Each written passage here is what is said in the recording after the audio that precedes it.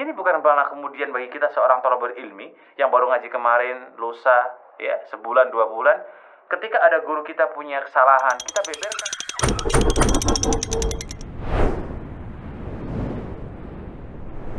Bismillah. Assalamualaikum warahmatullahi wabarakatuh. Alhamdulillah ma ba'd. Jemaah sekalian, kaum muslimin wal muslimat, sahabat MPD dimanapun antum dan antuna berada, arsadana wa arsadakumullah. Masih menyambung di antara bahasan yang sudah kita sebutkan ya di poin-poin sebelumnya. Silakan bagi para jamaah sekalian, kaum muslimin wal muslimat yang belum mendengarkan secara langsung kajian adab kita, bisa dilihat di video di YouTube MPD atau di kajian yang sudah kita sampaikan. Di antara adab seorang pelajar atau santri atau seorang thalibul ilmi adalah memuliakan gurunya, memuliakan ustadznya, memuliakan kiainya. Tapi ingat, dalam bab ini tidak boleh seseorang itu gulu dalam bab memuliakan atau menghormati. Ya, karena sesuatu yang gulu, yang berlebihan itu dalam Islam juga tidak diperkenankan. Nah, memuliakan guru, memuliakan syekh, memuliakan ustadz kita, ini mendapatkan salah satu di antara perhatian yang besar dalam Islam.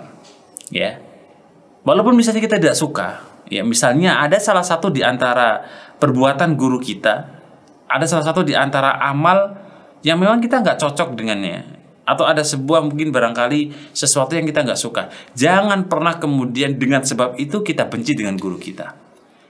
Jangan pernah dengan sebab hal yang sepele atau sesuatu yang kita anggap itu bermasalah, jangan pernah kita munculkan dalam hati kita benci dengan dia. Ingat, dalam salah satu di antara perkataan ya para ulama salaf, mereka mencatat dalam semua sejarah, dalam kitab-kitab mereka, senantiasa mereka mengatakan Allahumma astur aibi saykhi. Sampai-sampai mereka mengajarkan kepada kita, ya Allah, tutupilah semua aib-aib guru-guru kita. Di sini bukan malah kemudian bagi kita seorang thalabul ilmi yang baru ngaji kemarin, lusa, ya, sebulan, 2 bulan, ketika ada guru kita punya kesalahan, kita beberkan aibnya di media, kita beberkan aibnya di hadapan teman-teman kita. Jangan. Para ulama kita mengajarkan Allahumma astur aib saykhina atau saykhi. Ya Allah, tutupilah aib guru-guru kami, ya. Dan juga aib anni, ya, aib kita. Jadi berdoalah kepada Allah Subhanahu wa taala untuk itu, ya. Wala tudhib barakata ilmi minni. Dan berdoalah kepada Allah Subhanahu wa taala juga, jangan pernah kemudian hilangkan keberkahan ilmu dalam diri kita. Nah, jemaah sekalian kaum muslimin rahimakumullah. Keberkahan itu bukan hanya sekedar kita ini rajin belajar. Keberkahan itu bukan cuma hanya sekedar kita itu punya intelektual yang tinggi, kecerdasan yang kemudian bagus, bukan. Tetapi memuliakan dan mentakdimi guru kita itu ternyata memunculkan, mendatangkan keberkahan. Sederhana mendapatkan keberkahan dari halaqah ilmu, ya. Bagaimana sikap kita dalam menghadapi guru, bagaimana sikap kita dalam memuliakan ustadz kita, itu sudah ada keberkahan di dalamnya.